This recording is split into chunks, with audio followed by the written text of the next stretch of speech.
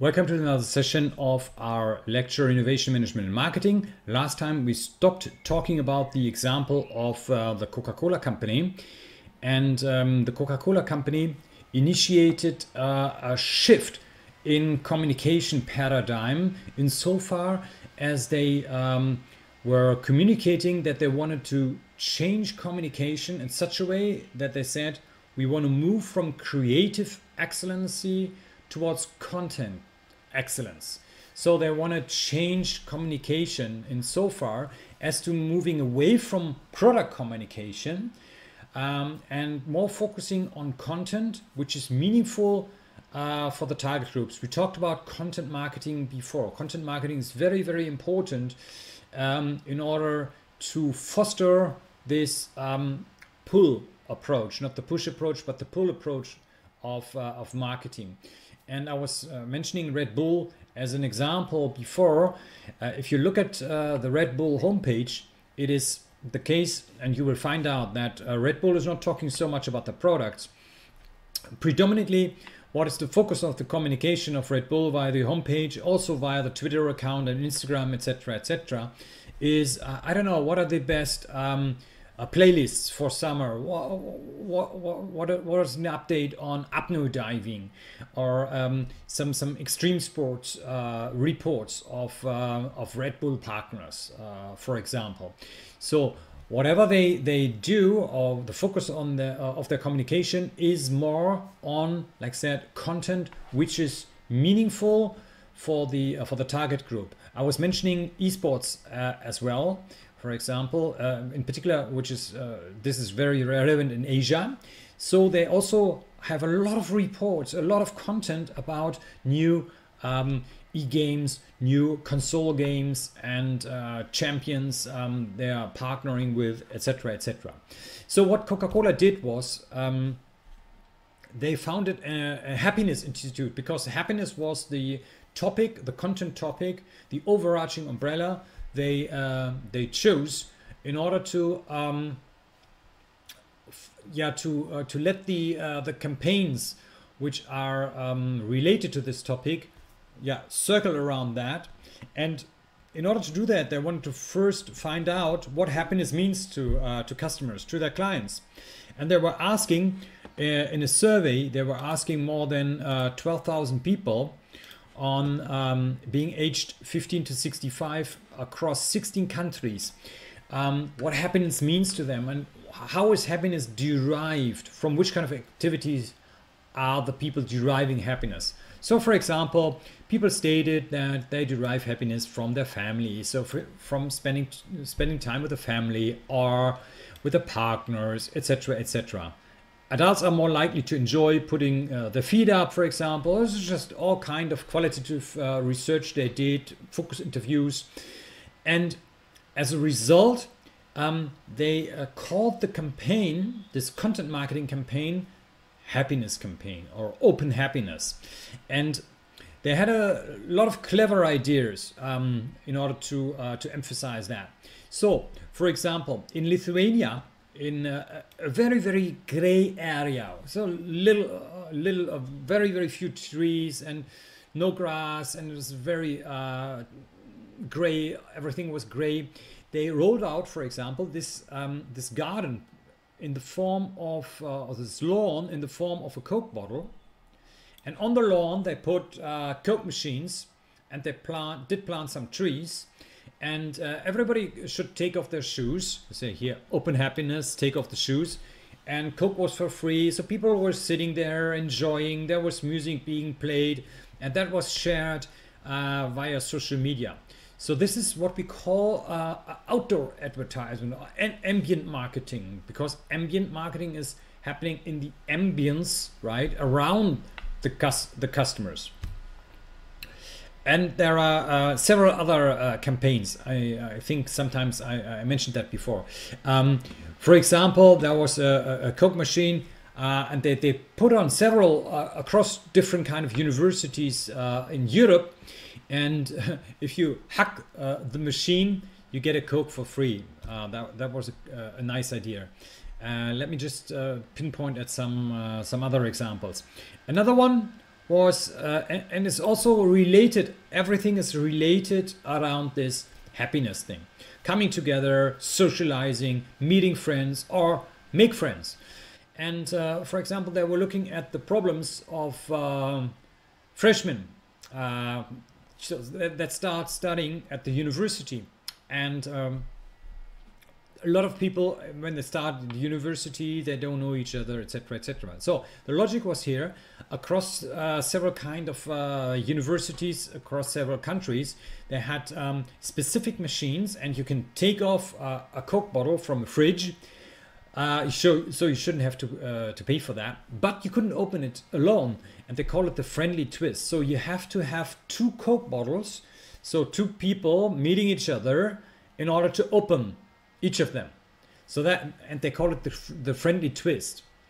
And they have a lot of these kind of initiatives. For example, another one that was trying to create some happiness by bringing families together, which were being separated in Pakistan and in India. And they had virtual whiteboards. And here there are some people in Pakistan and some people in India drawing pictures of, so like smiley, like you can see in the picture here. And if on the other side they are drawing nearly the same kind of image, whatever the image is, whether it's tree or some other stuff, right? Each of them is getting a Coke bottle for free. So that was the thing here. And they could talk to each other. So the people in India could talk to the people in Pakistan while doing this kind of exercise. So that is all in this kind of respect. You shall look for that if you Google Coca-Cola happiness campaign, and then you find a lot of YouTube videos covering these kind of initiatives. Another cool thing is an important thing in marketing is what we call multisensory branding or multisensory enhancement. First of all, let's look at the pictures here. These are all Singapore ladies, or it's called Singapore girls, actually. So it's not demoting women, but it's called Singapore girl. Actually, is like the Marlboro Man is in the exhibition at Madame Tussauds in London. So is the Singapore girl, by the way. It's very, very famous across the globe. And now, what am I talking about here? What Singapore is doing in a very, very clever way, they are trying to ensure that their marketing communication is very, very consistent across the senses. So those ladies, they all look alike. They're kind of alike because, for example, what Singapore does, they ensure that they all have the same kind of body mass index. You may laugh about that or argue about that. But they all have the same kind of body mass index. But now what is even more remarkable is that they're all having the same kind of makeup. Because it's requested from Singapore Airlines that all the ladies, they share the same kind of makeup. So no lady is allowed to have a different kind of lipstick than another one. So they all have the same kind of makeup. And now you will laugh, they all smell alike. I didn't smell every lady on every Singapore Airlines flight, but they all smell alike because they have a fragrance. I think it was Jean-Paul Gaultier creating the scent called Floridian Waters. And all the ladies are requested, and also the gentlemen, because it's unisex fragrance, to wear Floridian Waters. And also the ground staff is wearing Floridian Waters, and prior to each flight, via the air conditioning, Floridian Waters is also entering the cabin. And that is what Lindström wrote early in 2005 in his interesting book Brand Sense. And we call that multisensory enhancement. Multisensory enhancement means that you're not looking at one stimulus here, so like sight, but you're trying to sell or to communicate the brand through multiple senses. Let's look at Intel first.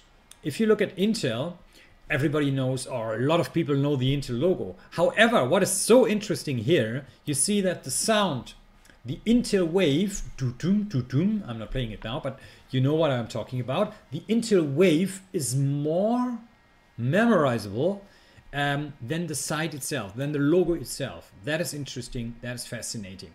And here you can see Singapore Airlines, what they achieved was, here you see they score high on smell. Why do they score high on smell? Because over the years they were using this Floridian waters. I don't have a slide for that, but what the logic is, the more sensors you consistently use to communicate the brand identity, the more the brand will be uploaded with emotions, the better the brand will be communicated.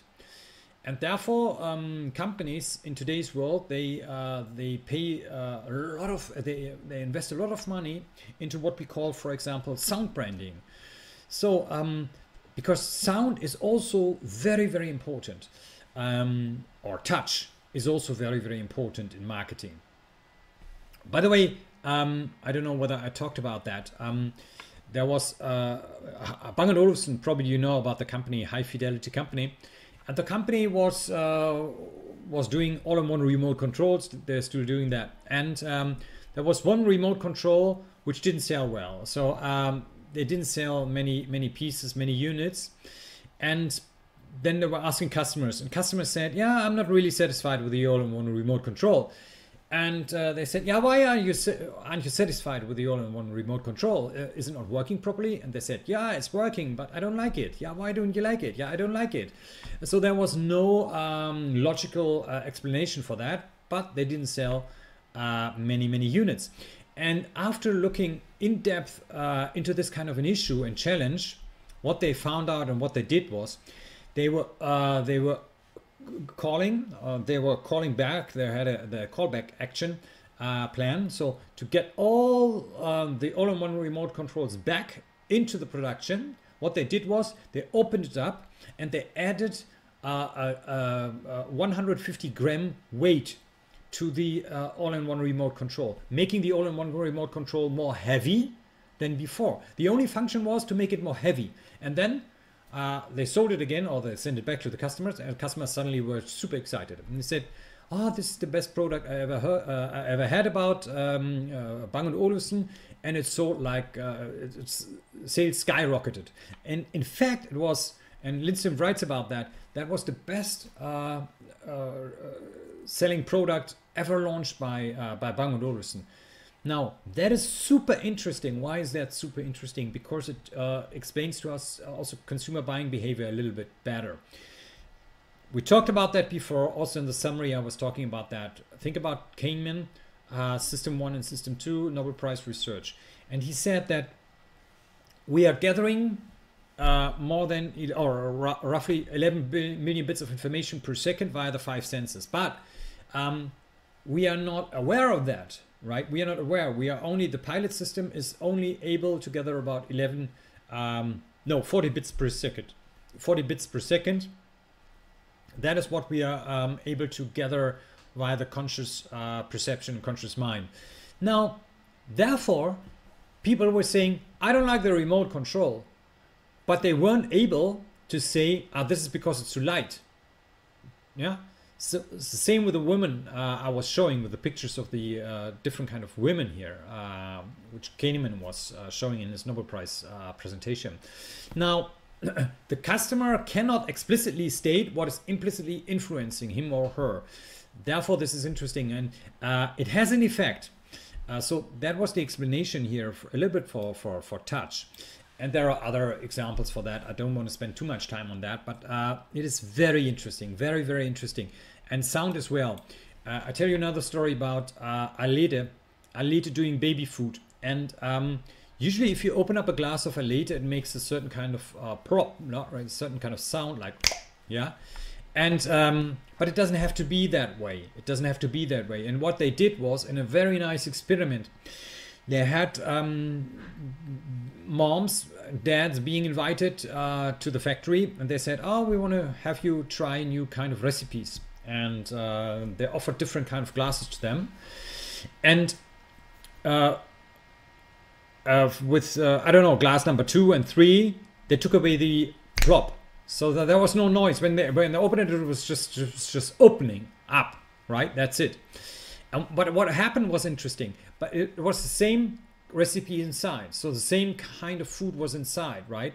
But they said, oh, this different kind of harvesting here and different kind, and maybe a little bit different, right? But this is a new recipe for, I don't know, pineapple, orange food for babies. And when there was no sound, the moms and dads complain and say, oh, this is, I don't know, the banana inside is not, it's not good. You got a wrong one here. It's not fresh.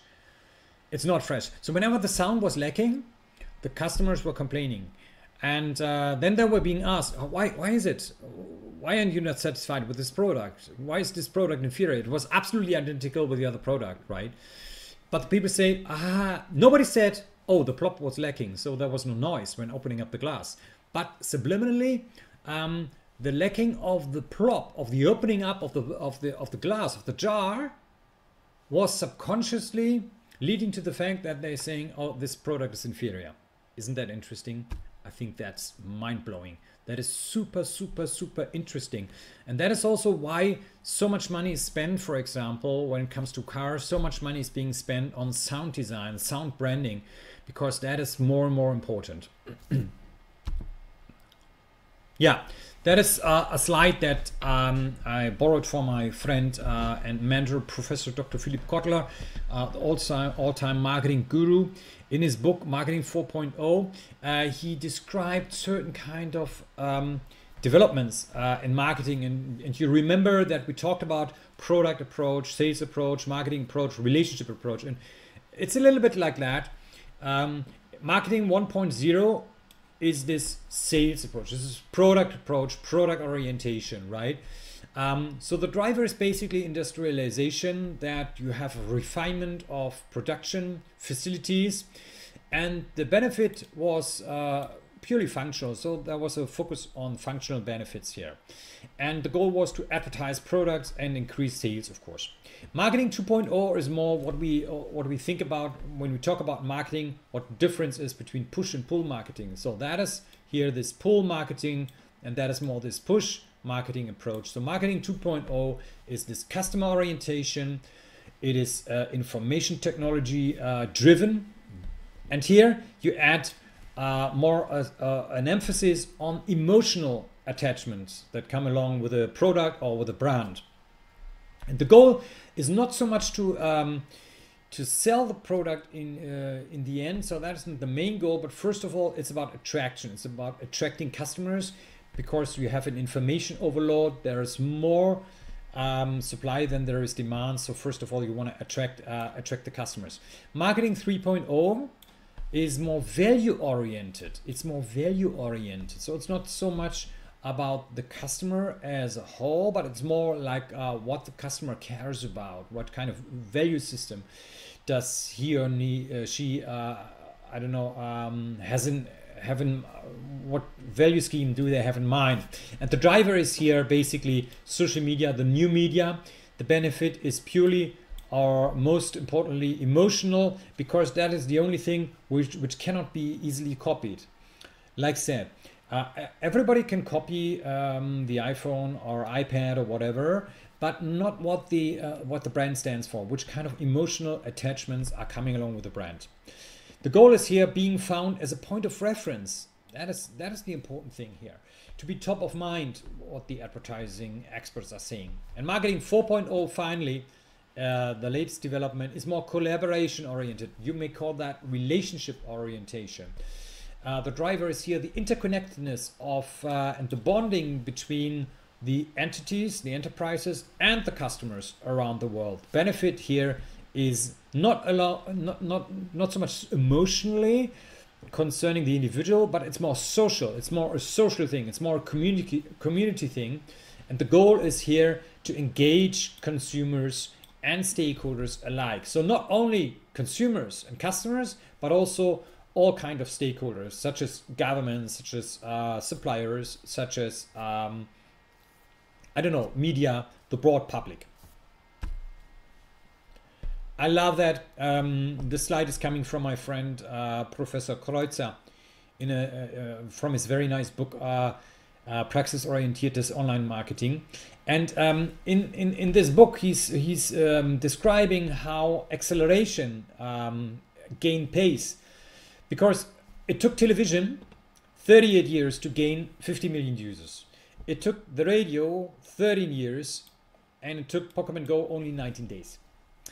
And TikTok even did it in a shorter period amount of time. Okay, Google Plus is no longer there. It is just to indicate that there is an acceleration in development.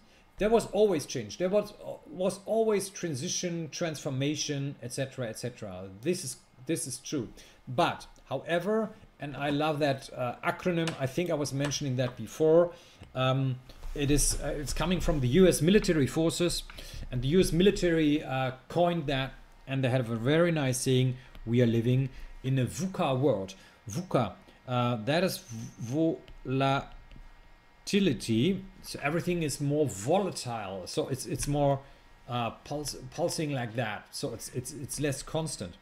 Then uncertainty, complexity. It's clear about that. And ambiguity. So there's not a clear meaning, not one clear single meaning, I should say, right? So that is a nice term, and that is that can be found here also in the development of the hardware. In 1956, by the way, that was the biggest airline on the planet, Pan American Airways. And Pan American Airways is now gone because they failed to continuously adapt to a business environment, to a VUCA world. However, there was 5 megabyte storage in 1956. It was $120,000 to pay for that. And in 2020, 128 gigabyte is just $50, right? In 17 it was 65, and it's just a couple of millimeters big. So we all know about the advancement and the progression here, and the development. What I love is this famous picture comparing the Pope election of 2005 versus 2013. 2005, there was only one very, I don't know, advanced guy or lady, difficult to see with a smartphone here, or some kind of a smartphone. And here in 2013, you can see that everybody was holding up some kind of a device in order to record the Pope election. These are spectacular facts about 1 minute on the internet. That is changing, of course, as quickly as the other stuff as well. However, it's interesting. So just on YouTube, over 5 million videos are being viewed. Just in 1 minute on the internet, 5 million videos are being viewed. Google is having 2.6 million searches in 1 minute. Globally, Tumblr, 4.7 million posts, etc., etc. It's just to show how everything is speeding up. An even more interesting slide here shows you the development when it comes to Instagram, YouTube, social media in general. You have this content explosion. So, for example, just look at the YouTube. In 2014, there were 300 hours of video being uploaded to the YouTube in 1 minute. In 1 minute, I say it again, 1 minute. 1 year later, 2015, there were 400 hours of video being added to YouTube. 1 year later, 2016, 500 hours. So every year, 100 hours more per second on average, just uploaded to YouTube.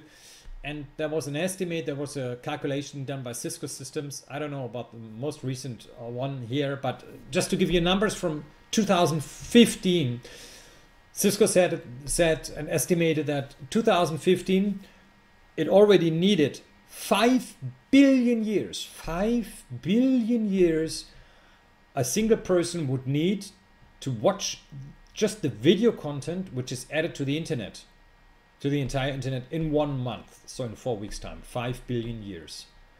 So that is, I say that over and over again, that is unimaginable. As a result, we have a decrease when it comes to CTR, so click-through rates, CTRs. So that is actually, a click-through rate is tracking how many percent of the people who are looking at an ad, for example, pop-up ad in the internet, how much are clicking on the ad to go to the website of the manufacturer or to ask for more information, etc. You can see that none of them, so whether it's MPU, leaderboard, Sky, and you see how Sky works like that, and that's leaderboard here. But you see that all kind of formats just have 0.03%. So the maximum number you get here is flashing page here on this part of the screen. It's 0.07%. So there's nothing like 10%, 2%, 5%. So the attention span of people is very, very limited because they are bombarded with information, which gives you very, very little time to tell your story.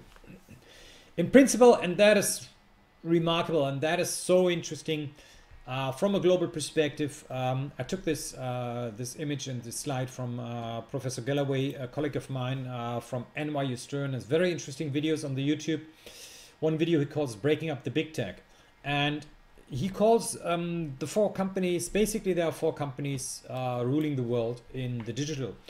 China is a bit specific. However, let's look at the world in general, excluding China. But in principle, the companies are called the 4 horsemen. The 4 horsemen: Amazon, Google, Apple, Facebook.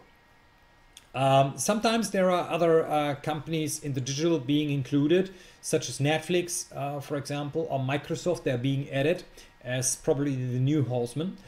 However, if you put the market capitalization together of all these 4 entities, the market capitalization here in 2018, end of 2018, it was close to 3,000 billion. Sorry about that. So 3 trillion. And this market capitalization of those entities put together was bigger than the GDP of all countries on the planet except China, Japan, Germany, and the US. Now, that is remarkable because we never had a concentration of power that big ever since in the history of mankind. There were always companies such as AT&T, which were broken up indeed, or companies such as Statoil, belonging to John D. Rockefeller. However, the concentration we have is very, very, very, very, very, very big, right? China is an exemption because every kind of for every kind of platform there is a Chinese kind of product here, right? Like we said, WeChat, and we have TikTok is the international one, but I'm talking more about this other platforms you have there in China. For example, Alibaba being the Chinese Amazon. And China is so big and so important when it comes to buying power, when it comes to just the population, that of course companies such as Alibaba can stand the international competition just being in China. Of course, Alibaba has also got internationalization strategies. However, outside of China, Alibaba is not that strong as Amazon is, of course.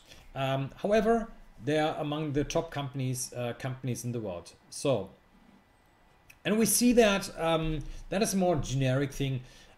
There is a shift of not of paradigm, but of power in general, from the industrialized or from the industry 2.0 focused driven companies, the old industry, such as ExxonMobil, General Electric, take out Microsoft, Citibank, Bank of America, and today we have all the digital, all the top companies globally, from a global perspective, including China.